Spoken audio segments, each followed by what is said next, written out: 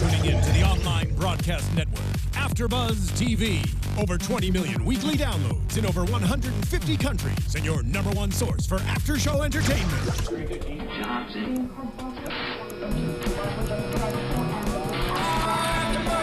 AfterBuzz TV, the destination for TV superfans. Producing after shows for over 300 of your favorite TV shows, interviewing celebrities and showrunners, and bringing you behind-the-scenes exclusives. All thanks to E! Entertainment's Maria Menounos, producer Kevin Undergaro, and internet leader Akamai.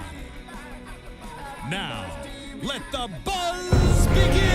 Hey there, Agents of S.H.I.E.L.D. fans! Welcome to another edition of the Agents of S.H.I.E.L.D. AfterBuzz Recap Show. How are you all doing tonight? I'm doing real good. Fantastic. We're only a few days away from Age of Ultron, and this was a good way to intro us into it. Man, I'm so hyped right now. I'm bottling up all this energy. I'm gonna run home. There are too many days in this week. There really are. For those of you listening to the podcast, we are all grinning from ear to ear like idiots. Well, before we get started, let me introduce my fantastic panel. Jesse Klein.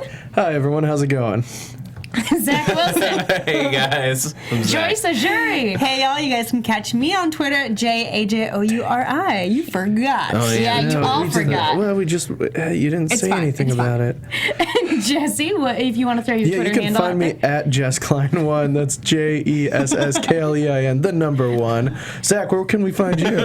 I'm that Zach Wilson. It's easy to Way to remember. ruin it for everybody. Sorry. And I'm your host, Megan Salinas. You can tweet at me at the Menguin. That's TheMenguin.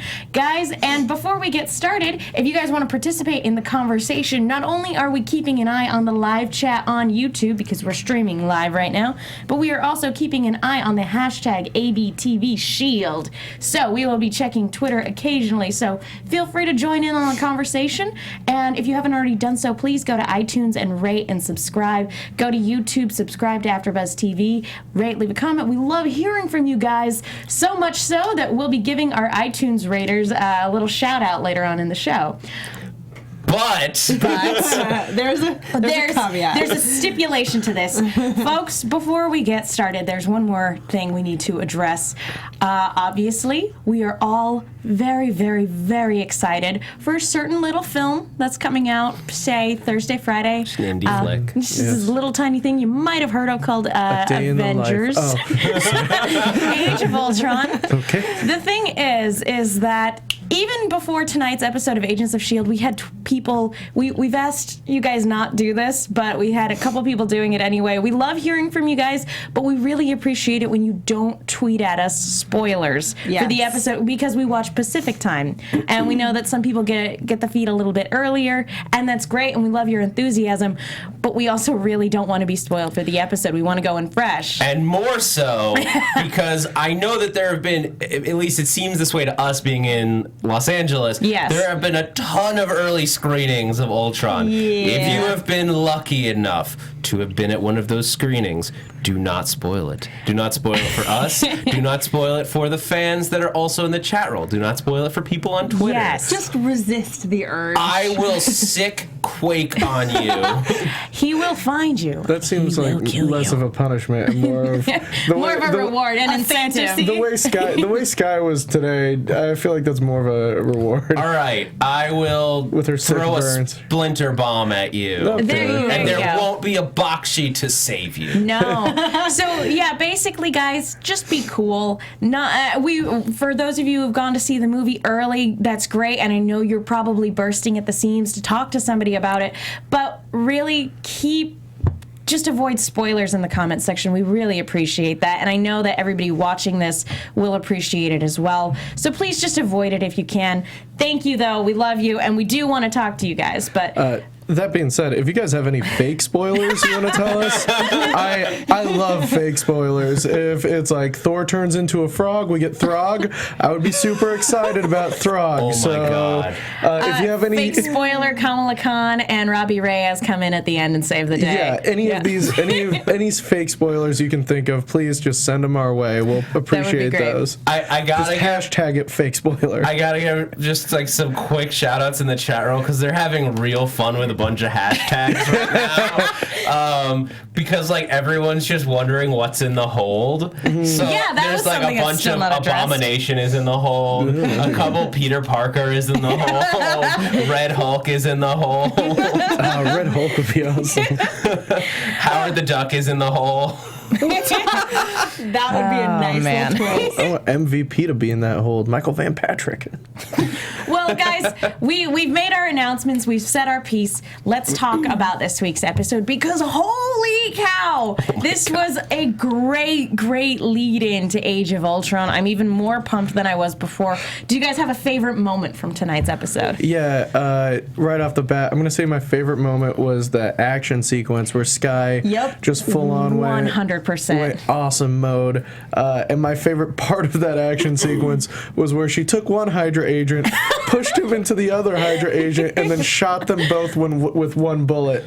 I was like, okay, that was really well done. How about the fact it was all one shot? Yeah, I mean, that was amazing. It was an incredible shot from a production standpoint, from a stunt standpoint. From an acting standpoint, everybody had to hit their mark just right. It was fantastic. Really good camera work, really good lighting and everything like that. And the fact of the matter, just from a character's standpoint as well, Skye did all of that without her powers. It would have been so easy for her to come in and just use her powers to just blow everybody across the room. But she took them out like a S.H.I.E.L.D. agent. Yeah, I wish May could have seen that, so she could have just been like silently like, she'd be like, not bad. I have trained you well. I feel like May would have just been like, okay. It was okay. Yeah, with a little smirk on her face. Yeah. But that, I mean, pretty much everything Skye did in this episode, I was a big fan of. She was laying out burns left and right. Yeah, her jokes are on point. The writing in this episode, like the writing for Skye, just like I wonder if it's that like they're seeing her as like being over a hump of sorts. Yeah, like she's just like can go back to being like confident. It's funny because initially I think we've all found her pop culture jokes kind of annoying. In season 1, they were 100% on point this entire episode. The Sonic the Hedgehog one, we had to go back and rewind and rewatch the scene because we were all laughing so hard we had no idea what was said afterwards. And I love the look on Raina's face. I almost felt kind of sorry for her because she looked a little sad at that jab. Well, I think the difference is because now Skye is a developed character where like these jokes are coming out of her character, whereas before when like in season 1 it felt like the writers were like desperately saying like this person, just please like them. They know things that you know and will make jokes about it. Like please like them. Whereas now, like we know Skye, we know that she's kind of got this glib personality. She's been through a lot, and now she's back with her old team. Like of course she's gonna be like making some jokes. And I think the other part of it is that in season 1 it was kind of like kitschy. Like she would make a joke and be like, hey, like wait for the rest of the team to laugh, and they wouldn't, so she would feel awkward. And now she's just making them because she finds it funny. She like in the same way that any like Spider-Man would be making his own sarcastic commentary on what's going on. Or like kind of how Coulson says things like, I wish I didn't have that sandwich earlier, or whatever he said. Hot Pocket. Hot Pocket. So it's a lot more natural, a lot more convincing for a character to act that way, because definitely in the first season, I was super annoyed at Skye and the way she would deliver her jokes, quote unquote. I mean, but I think it's a testament to how much she's grown as a character. You're right, Jesse, how much she's learned and stuff. So she's definitely been, a wonderful character to watch this season. Well, that's the beauty of it. It's because she is the same character that she's always been. They're just like they figured out all the other pieces that make up her. Yeah. So they don't want to leave that stuff by the wayside. And like this was the Sonic reference was like she could have like called her Sonic the Hedgehog and we would have laughed and then we would have moved on. But we're talking about it because like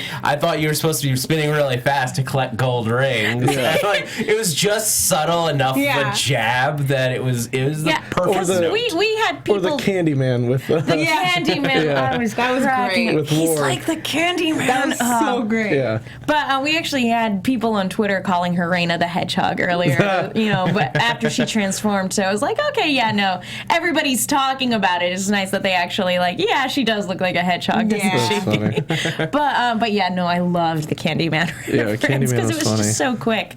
But yeah, let's talk about Sky's part in the story a little bit more tonight, because we open up at Afterlife and Raina's having another vision, and sure enough, everything that she sees within this quick vision basically comes to pass by the end of the episode, starting with Gordon getting hurt when he tries to go back for Lincoln, because they have Gordon pegged now. They've been able to track him to the point where they can ambush him when he teleports near them.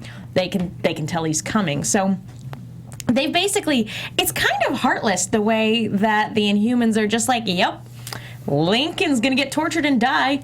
That is sad.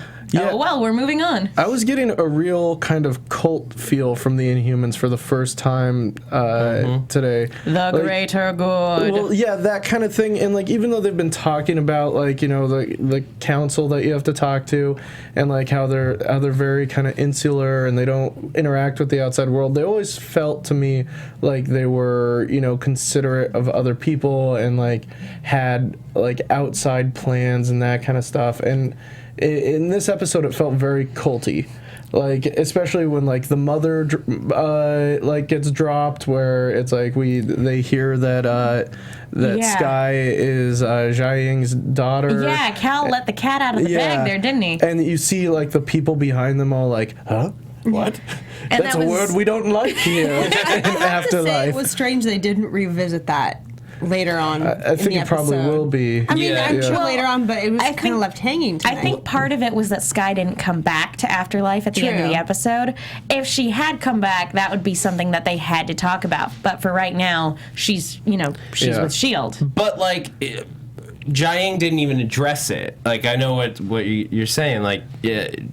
You'd think that she would have been you're not supposed to spread that to quash any further spreading of it. No, she didn't reprimand Cal at all. They sent him away to pace in his cell, but when she brought him out to talk to him, there was none of that. It wasn't you just dropped a huge bomb that is potentially going to endanger our daughter. Mm-hmm. Think about what you did.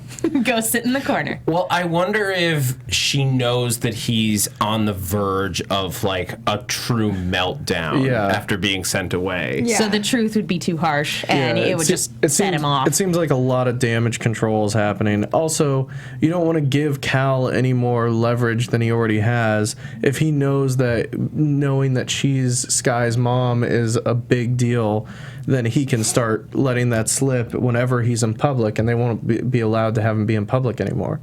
I feel like Jiaying has a plan that no one's aware of right now that kind of doesn't go along with her demeanor and her persona in Afterlife.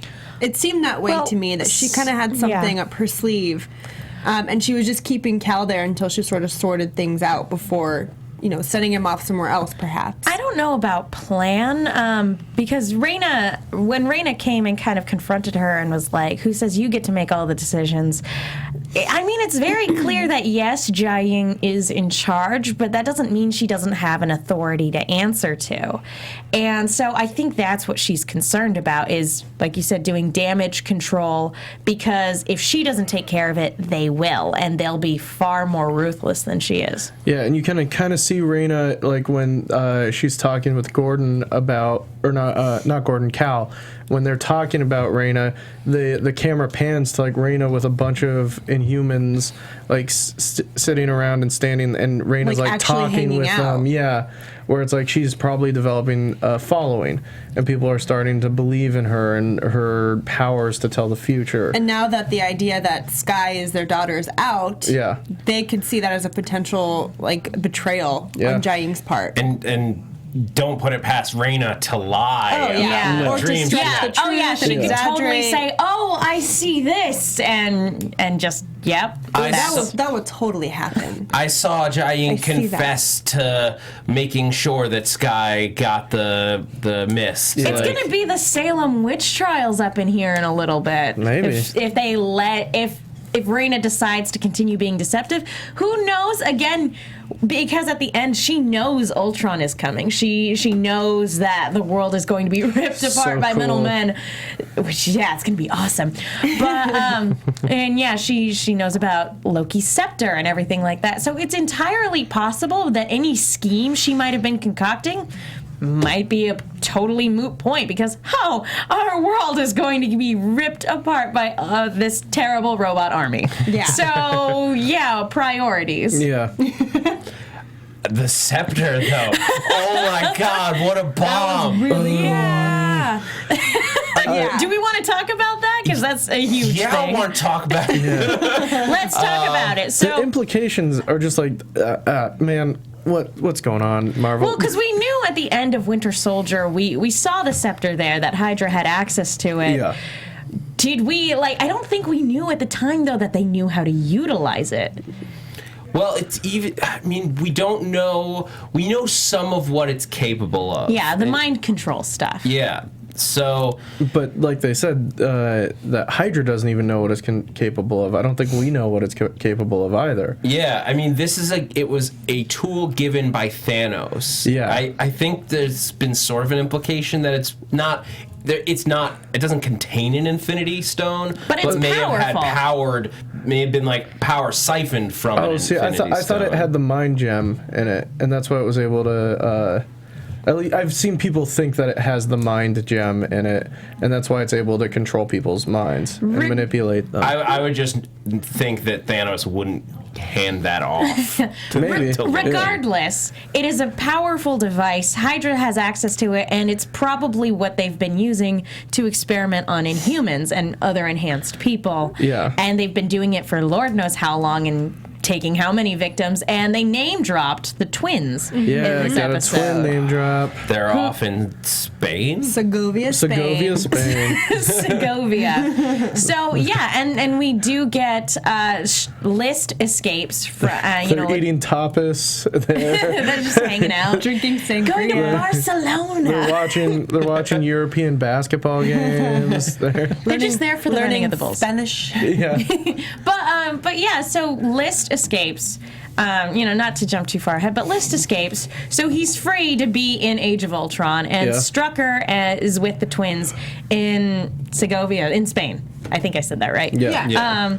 So I'll admit I was a little bit disappointed because I wanted more than a name drop. I know it's too much to ask to see Quicksilver and Scarlet Witch in Agents of S.H.I.E.L.D., but I wanted a little tease. Yeah. Is that so much to ask?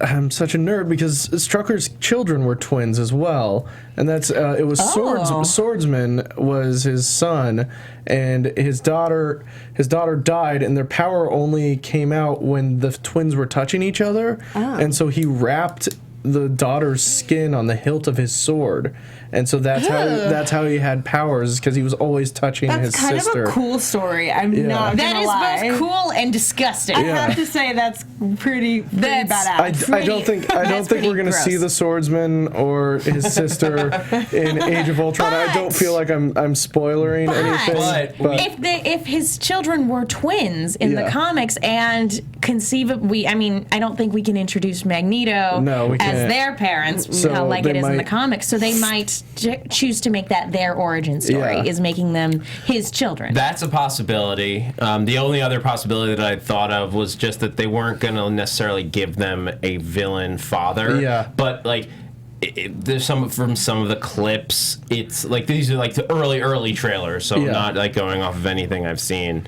for anyone who's worried. It would seem that they're teamed with Ultron at the beginning, and that delivers the same basic storyline that they had before joining the Avengers. We are in league with a villain, then we see the light and come over. That's how it was with Magneto. They saw the light and they're like, we want to join the Avengers now. That's also how it was with Hawkeye. We have a comment on Twitter from Brandon Christopher. The Cybermen are coming to the MCU. That's awesome. That's not quite what I meant by metal men robots, but yeah, no, that works. That's true. But yeah, so let's go ahead and talk about the S.H.I.E.L.D. side of things, because we leave off from the last episode with Coulson basically being handed over to Gonzalez. You know, he gives himself up, and I know a lot of people were thinking that, oh, it's Agent 33 pretending to be Coulson. I know none of us really kind of bought into that, unless we want to go back and rewind and go, oh no, that they totally bought into that. They're liars. I genuinely don't remember, but I don't think any of us were really on board with that theory. But they show here it was Coulson, and he and Gonzalez finally have a one-on-one together.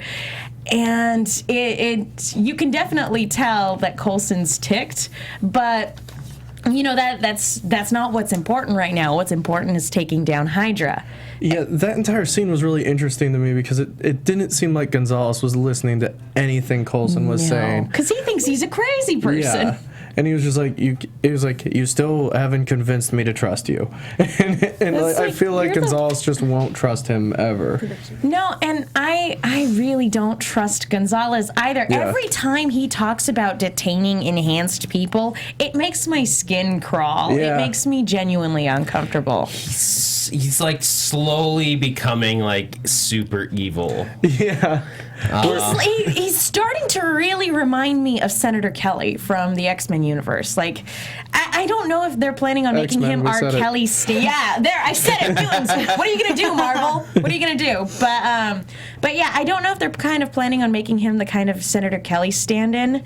You know, making him a person within S.H.I.E.L.D. that has power, who is very much adamantly against enhanced people, miracles, mutants. There. Well, depending on what they do with the eventual Inhumans movie, they may need a character like that. And to establish somebody like Edward James Olmos this far in advance, he's big enough that you could bring him back for Inhumans. And not like people in the audience wouldn't be bothered by him being a main character because he's Edward James Olmos. Yeah. And at the same time, people... and at the same time, people who don't watch Agents of S.H.I.E.L.D. would recognize him and would be able to quickly establish, oh, okay, he's this type of character.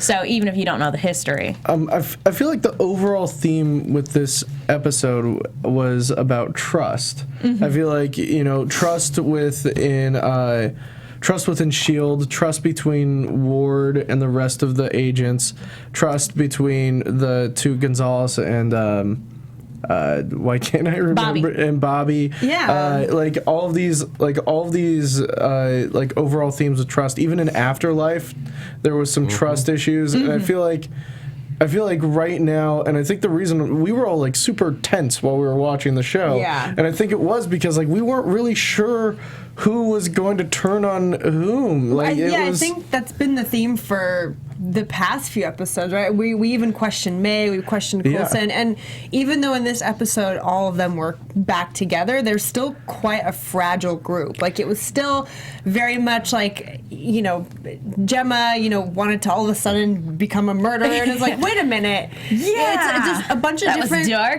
different things were happening where it was like this group is together, but they're still not the same, and it's becoming more and more of an issue. I mean, you can't like lose your organization to like hiding little insiders, like spies, twice without forming some massive trust issues. Yeah. So, I mean, it's a great point because can we trust Raina? Can we trust May? Yeah. Can we? I mean, Ward is like a big. Can we trust? I think you can trust that you can't trust Ward, and that's, even Agent 33 couldn't trust him. The thing is with Ward, you can't trust his word. Yeah, but you can trust his motivation, and because the weird thing is if you remove like just the stuff about him like where he became a Hydra agent, he doesn't lie a whole lot. he finds a way to skirt around it and fit the truth to fit his narrative. Yeah, he likes to sugarcoat it and make it seem like he was the vulnerable one. Yeah. Oh yeah. I'm just big time trying not to laugh. Master manipulator. Because the way you're describing that this, was the funniest. it was pretty great. But I just love BS. with the way that you're describing it. I'm just hearing the Captain Jack Sparrow monologue in my head, going, you can always trust a dishonest person to be dishonest. Yeah. It's the honest ones you have to watch out. Well, that's what I'm saying. Is like you can trust that Ward is going to look after his own interests, no matter what that is. And so I think that's why Coulson was okay having him on this team, is because at the time their interests were aligned. Mm-hmm. And so it was okay for him because he was like, okay. And then when Ward disappeared, he wasn't even angry. He just like got a phone call from him, and it was like, that's right, you're not with us. And like they had like a very pleasant conversation for people who were enemies at the beginning of the season, like just terrible enemies. Frenemies. The frenemy of my frenemy. And also like Mac and Hunter kind of build a bridge in the episode as well, where it was like, but can Hunter really trust Mac? And if he can trust Mac, then he should be able to trust Bobby as well. But a lover's sting is always worse. I think they have everlasting. They have bro love. It's guy love between two guys. Anyway, but no, it was wonderful seeing them kind of reconcile, because you see Mac. It's kind of funny because he does kind of give a non-apology, but he's 100% sincere about it, because he's like, I'm not sorry for what I did, but I'm sorry that I had to hurt you. And you can tell, like, the performance for this was great, because you could tell it really did break him up inside. It was really hard for, in his mind, to do the right thing. And Hunter is like basically like, dude, it was a total dude moment, because he's like, dude, I forgive you, but buying me drinks is not going to cut it. That is the first thing. on a very long list. Yeah, I think things you're going to do for me. Yeah, I think at the end of the day, Hunter understands what Mac did and why he did it. And I think he basically looks at the situation. He's had a few days to process it at this point. If they were to swap places, Hunter would have done the same thing. Yeah. If it had been Coulson's team needing to infiltrate this version of S.H.I.E.L.D., they would have behaved exactly reversed roles. And I think so Hunter can forgive that. But what he can't forgive is Bobby, because she let their romantic relationship reignite, like, to the point where they were like trusting each other again, like, and still had this huge secret. Yeah, trusting each other as like they did when they were married, and that's like a much bigger, much more vulnerable position that he put himself in, and for her to be lying is a much bigger thing, because reverse the roles there, I don't think he would have done the same thing. And this is why they're having a spin-off show about Bobby and Hunter. Again, we'll have a better idea kind of where that's going probably at the end of this season. We had a comment on Twitter from Jillian Davila. People on this show need to do two things: talk, listen. It'll solve a whole lot of problems. That's true. Communication. Talk. This is a spy organization. You just delegate. Well, I think the reason why this episode worked so well is because there were little moments of distrust, but the overall theme was very clear. Like, there was a very clear, like, good guy team and bad guy team, and like the mission itself was a mission of clear goodness, where it's like people are being tortured and we are going in to save those people from being tortured. And sure, on the side there were like things where Ward had that amazing like moment of interaction with the old team. We finally got the team back together. Yeah. And he's the only one that's excited about that fact. And Gonzalez and Coulson and May also had like these interactions where it's like, oh, there's so much tension there. But overall, it was like, we are going to go save people from being tortured. And so it was like the mix of like that tension pulling them apart, but then them all doing something that was inherently good that ended up being bad, because Gonzalez wants to take those people and probably torture them the same way. Like, it was like they went from like one of these bad hands to probably other bad hands. Out of the panning into the fire, or more like out of the fire and back into the pan, so it's not as bad. But either way, you're a lobster. yeah. It's off. You're out of one burner's fire, and then you like skipped over like the steel part, and then you're back into another burner. And you're like, God dang it! It's like, this is just as bad. I was good too, in between there. That was great. I need to get back in that in between place. Before we go on to talk about May and 33 and a million other things that we have to get to tonight, I want to talk to you guys really quickly about iTunes again, because folks, thank you so much for all of your support on iTunes. We made you a promise last week that if we got to 400 ratings on iTunes, we would cosplay. And so far, we are 22 ratings away from meeting that goal. I wasn't here, but I'll do it. I'll do it. You missed fedoras. You are doing it. Yeah, I'm sorry I missed Fedora Night. Agents of Fedora. And we also have tons of actual written out reviews on iTunes, folks. It means the world to us when you go to iTunes and leave a review along with a rating. It tells the people in charge here who keep the lights on that you love the show that we're putting on, and it means a lot. It's how we're able to get sponsors, potentially get guests, fingers crossed, and things like that. It really does enhance the entire value of the network. And if you go to iTunes and type in Agents of S.H.I.E.L.D., I am proud to say that our podcast is the first thing that pops up in the podcast section. I am so happy. You know what that means? We're the best. We're the best around. Nothing's ever going to bring us down. And it's thanks to you guys. So I'm trying to think of like an Agents of S.H.I.E.L.D. like getting signed. Don't. Just stop. But stop it, all of you. I need to make some iTunes shout-outs. We actually did have one shout-out on Twitter from somebody who commented in the Brazilian iTunes store. And unfortunately, we don't have that on there. But thank you to get access to it, so much for doing that. And again, it means the world to us. But we also have somebody on the American iTunes. I wish I could have even more of this show, by Frankie G. And I actually want to read this one out. Fantastic show. There is not nearly enough discussion of AOS on the internets. These 4 intrepid commenters are doing their best to eliminate this problem. I want to marry at least 2 of the hosts on this show, and I will leave it to your imaginations as to which 2 this person is probably referring to. Me and Jesse. It's Megan and Matt Lieberman. I was thinking it was Matt and Kristen, in all honesty. I'd say, Megan, you're at least one of those in there. No, in all seriousness, it's the 2 of you. It's Megan and Joyce. Let's keep it interesting. Anyway, we would be terrible husbands. let's Look, keep we going. just be talking about Marvel all day. You think that's a good thing, but it gets old. No. Well, we've also got more. We've got more comments to get through. Bamf by Aaron Max. Do the Mac by Very Disappointed 9999, and they actually give us 5 stars. So great show by Maximus183. Great AOS podcast by Dean616. Agents of S.H.I.E.L.D. AfterBuzz podcast by Kitten Cole 25. Highlight of my day by Casina Lind. Awesome network, awesome show by Dellin 2000. Bring on the cosplay by Alicia S.J. Come on, Alicia. We've opened up Pandora's box on that one. Good stuff by X-Core.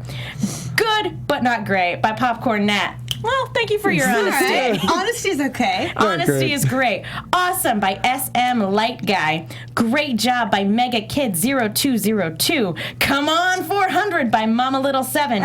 Love this panel by Hey Mundi. And that's it for right now, guys. Again, we love hearing from you, and it means the world to us. It's the highlight of my day to go into iTunes and YouTube and read all of the wonderful things that you guys have to say. And be sure to tune in next week, especially, because we'll be announcing a little giveaway. Nothing too big, but it'll be cool. It'll much be suspense. very unique, very cool. But you'll have to tune in next week to find out what it is and how to win it. It's one of you will win a wedding with one of us. And just to be clear, this isn't tied to any of the rating stuff that we're doing with costumes. It's its own thing. We'll talk about it next week. But again, okay. thank you guys again. Let's get back to business. I want to do some quick shout outs for just like the more of what's in the hold that has come. Like, here's some of the highlights so far. Groot is in the hold. Six is in the hold because it's Edward James almost. Yeah, it'd be amazing. Abomination, or some people said Blonsky is in the hold, Blonsky. which just activates all of my fan excitement. Kingpin is in the hold. We do have a card. We have one on Twitter as well. Oh, yeah? From Joshua Parrish. Are we sure Matt Lieberman isn't in the cargo hold? Would explain why he left. Leave him down there. No, the winner though, TARDIS is in the hole. I like it. Way to meld the two accepted. together. All right. That would just destroy my world. All right, guys, we're gonna get the off-topic button if we don't hurry up. But yeah, let's go back to talking about the episode. I do want to touch on May a little bit because she and Coulson, much like Gonzalez and Coulson had it out at the beginning of the episode, she and Coulson have it out in the middle of this episode because she is very upset that he's been dishonest with her the whole time, even though she was dishonest with him last season. He went behind her back and was seeing her husband for therapy, and she... Do we buy that? No. I didn't. I can't explain why, but I did not. I wasn't convinced by his story at all. It makes sense, Yeah. but it also doesn't. I know what you mean. Yeah. Like, you know what? Maybe what it might be is that he probably was, but there's also other There's stuff. something else. Yeah. It certainly isn't that simple. Yeah. I mean, I thought the most interesting thing is when they were in the Hydra base, and May is like, "Come on, we got to get out of here. We got what we came here for." And he's like, "Just a second." And she's like, "This is the reason why we were here." Like it was another lie. Yeah. Yeah, Like, it was the another, whole like- reason they were there was another lie. Yeah, and I think that was pretty damning, and like I don't know where their relationship goes now, where it's like at the beginning of the season and forever they've been real close, and to see like her feel like that relationship get chipped away is kind of is disturbing because like those two are as thick as thieves. They know each other better than anyone else on that ship. And to see that fall apart and to kind of see the only stable relationship on that ship just go to shambles is really weird to watch too. I think, again, not that it makes up for the lies, but I think that when the stakes are raised with all of the Ultron stuff that's going to happen, I think it's going to be one of those things where it's like, okay, I understand and we need to move past it, but from now on, no more lying. We need to be honest with each other. I was going to say something to that vein too, where, once May finds out exactly why he's, going behind her back for something like this, and it's for the greater good for everyone, I think she'll sort of, let that pass and not brush it under the rug, but, put it past them like he asked. What I love about Coulson in this episode is that there's a confidence about him that we haven't seen in a long time. Yeah. Because he was on such shaky footing at the very beginning. It feels like the confidence that we had when we were first meeting him, like in Iron Man and Thor and all this stuff, because he's got swagger. Well, he's had an ace in the hole the entire episode. He's made contact with Maria Hill, and he also knows that Nick Fury is dead. Loved that drop. That was a wonderful mic drop. You can have it. Nick Fury might come for it. Spoiler alert. That was so great. I loved his face though. Yeah, and he was like, "Oh, speaking of which, I got Maria Hill." He's like, "I'm gonna take this." He's like, "By the way, this is my base, and you can just show yourself out." Like All right, goodbye. even his mustache was like, what? Yeah, I mean, his mustache was confused. And even the phone call that Coulson had with Maria Hill at the very end of the episode, he wants to put everything to a vote. But it's like that's the S.H.I.E.L.D. family. Is Maria Hill, Agent Coulson, and then Nick Fury. Like they are the real S.H.I.E.L.D. Yeah. Forget these guys. Well, and it also kind of neatly like that's going to be such a neat way to wrap up this real S.H.I.E.L.D. debacle, is that like Coulson can just be like, no, I'm acting as director of S.H.I.E.L.D. right now because Nick Fury said so. Yeah. Like, Fury, you want to back me up on this? Okay, Yeah. thank you. Well, I think they know that Fury appointed him, but they're basically saying we don't care. But if Fury comes back and is like, what do you think you're doing? he's like, Well, Coulson has this confidence now, and he has this swagger now, but he has yet to realize that, why Gonzalez let him go in the first place, right? Yeah. So what will happen when he does find that out? Well, it's interesting. It butts completely up against like what at the end of this episode, Coulson says to Maria Hill, it's time to call in the Avengers, which is just like mind explosion. But It's about time. Yeah. But like the idea of bringing in the Avengers team, and the issue is now Gonzalez is collecting people with powers, like something truly evil. How do those two things match up? Like Coulson was sort of his whole run for the beginning of the MCU was sort of tagging people with powers, like identifying 084s and like. But that was for 084s and like for purposes of the index. But from our perspective, it was gathering people for the Avengers. There were other people obviously that were more dubious than that. But from our perspective, from the movies, it was we're getting the band together.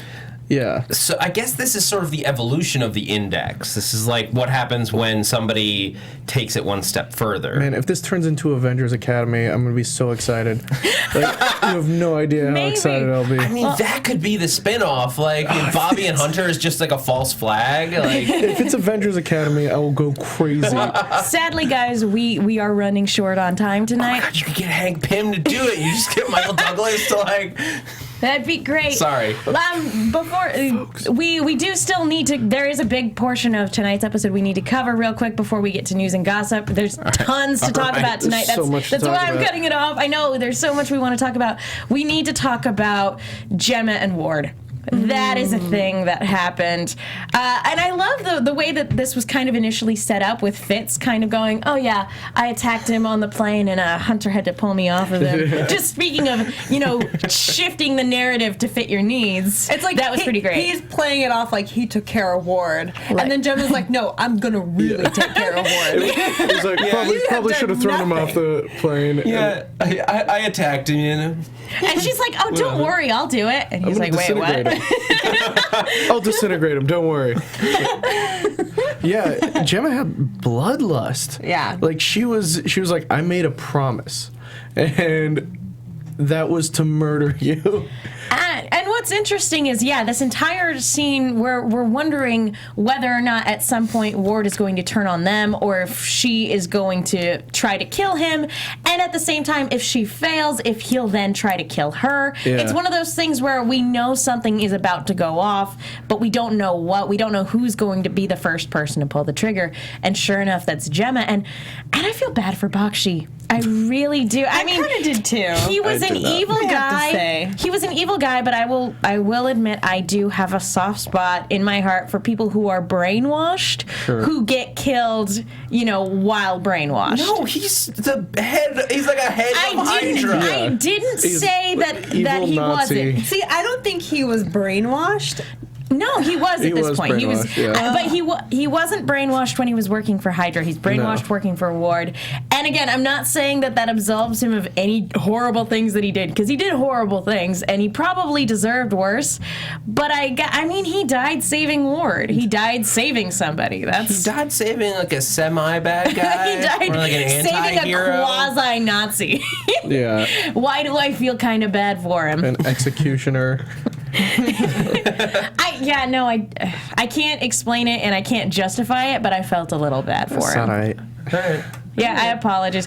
What do you guys think in terms of where this leaves Ward with the rest of the team? Because he makes a beeline out of there as soon as he can. I think we're probably not going to see him for a while. Yeah. It seems like it was like kind of like okay, Ward's out there. We're not necessarily hunting him. The bus is gone. Yeah, and the bus is gone. The bus is destroyed by missiles, and and we got that nice little reminder that it's Airship 616. Yeah, Airship 616. But I think they kind of gave a nice kind of exit for Ward, where we're probably not going to see him for the rest of the season. Yeah. Well, I don't know where they're going with this finale, but like he could come back. The thing that this episode did most for me was that by the end of it, I was not for Bakshi, but I was sympathetic for Ward. Like, I feel for him. Like, yeah, he made some bad calls, but in a way, he made those bad calls far before he was with the team, and then it became a thing of when Hydra does start the takeover around Winter Soldier. Like, what can you do? Can you really say, I know I like my team now, I'm going to switch sides? Like, he sees if he does that, he's going to die. Yeah. And he gets right to the heart of it when, addressing the elephant on the plane, was that he's like, I'm not as sorry for all of those things as I should be. I was doing my job. But the thing that he 100% regrets is breaking up the family that they had. Because he's like, we had some good times, and everybody's like, yeah, this is really weird. So one thing he said was you just said he didn't really regret anything, not even dropping him off the plane. But I was thinking, is it because it kept them alive? Is it because he knew that throwing them off the plane was going to be the only option for them? He did say that he regretted it. He said he doesn't regret it as much as just destroying the team. Well, really quickly, I think his whole story with Kara is that he sees that she has the potential in becoming what he has become, and he's trying to make sure that doesn't happen. He didn't have someone to redeem him and put him in good with S.H.I.E.L.D. and try and recreate his life for him. And he sees that the potential for that to happen with Kara. And I think that's why that entire love story, it was a love of like a potential, redemption for her. Which is sad, because even though he thinks he's doing the right thing, dropping her off with S.H.I.E.L.D. so that she can potentially rebuild her life, I mean, he's breaking her heart in the process, even if he thinks he's doing the right thing. Yeah. And who knows what could happen to her in the hands of Gonzalez, who's this, very lock 'em up, happy kind of person. So I don't know. He likes locks. Not on his bagels. I have a crazy prediction, but I'll save it for predictions. Okay, but I guess that does kind of wrap it up for this week's episode. Is there anything else you guys want to talk about really quick before we get to news and gossip? I just want to say I had a Fit sandwich last week. Yes! What was that like? It was the single greatest, most delicious sandwich I've ever had. Oh, and man. I pretended that Gemma made it for me the entire time I was eating it. Did it have the pesto aioli? It wasn't aioli, I have to say. It was just pesto. But it's okay because I don't like mayonnaise. Okay, that's fine. So it was delicious. Close enough. Either way. But all right, guys, anything else really quick before we move on? It was kind of cool to see the old team back together. It was. Yeah. It was. I enjoyed that. Raina, it was great seeing that. I mean, it's right in the title. The dirty half dozen. Yeah. And in all honesty, I don't think this is the last time we'll see them all together. No. Of course. And I did really love Raina's little nod towards the future. Yeah, for sure. It'll be great. All right, let's really quick move into news and gossip. AfterBuzz TV News. I'm going to hand it over to you, Zach, because you've got a lot of things for us. A lot of people have been talking about this.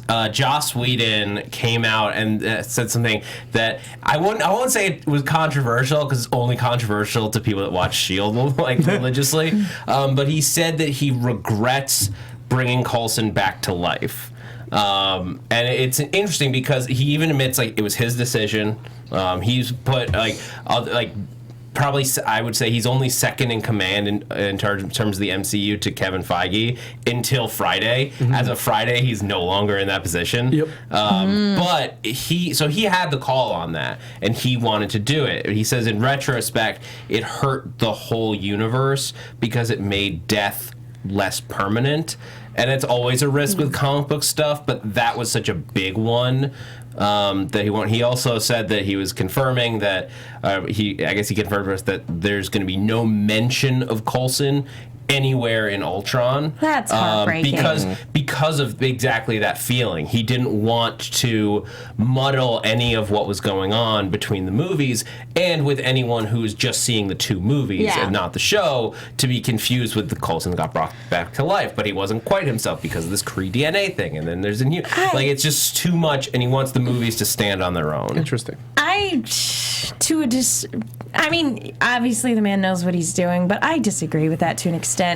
Maybe that's just because I'm watching Agents of S.H.I.E.L.D. and I adore this show, but I feel a little frustrated by that. I feel like it's like they kicked Coulson out of the club, and now it's like, no, you can't play with the big boys anymore, which I don't like that. Well, I mean, his death was a great moment, and like that's the thing is, when they announced that they were doing Agents of S.H.I.E.L.D. with him, I was very confused. Like, I had mixed emotions originally because I loved Coulson. He was a great thread that tied all of the Marvel movies together.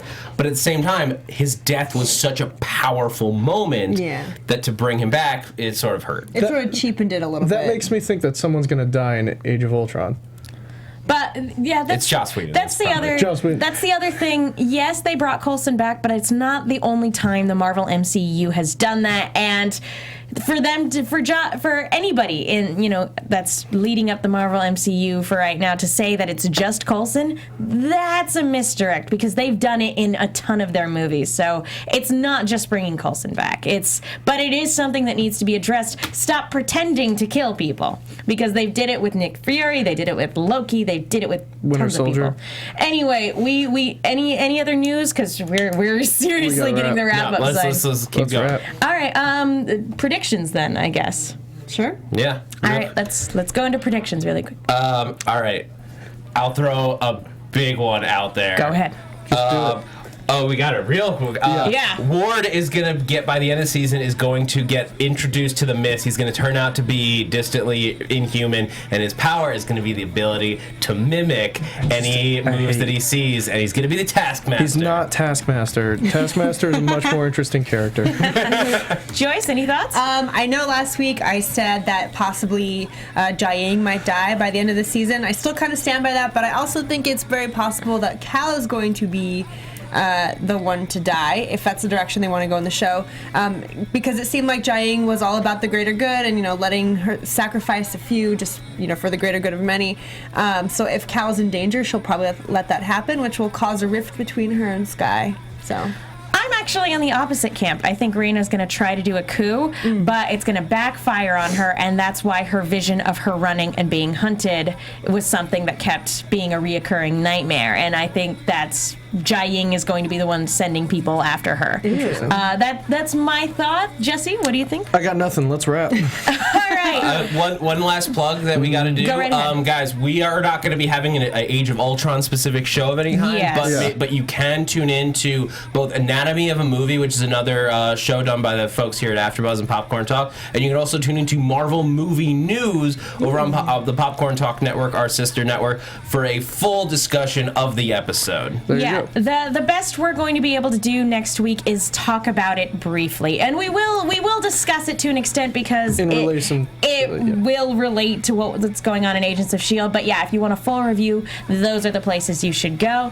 Jesse Klein, going off of that, where can people go if they want to find out more about you? You can find me at Jess Klein1. That's JessKlein, the number 1, and you can see me do live comedy all around Los Angeles.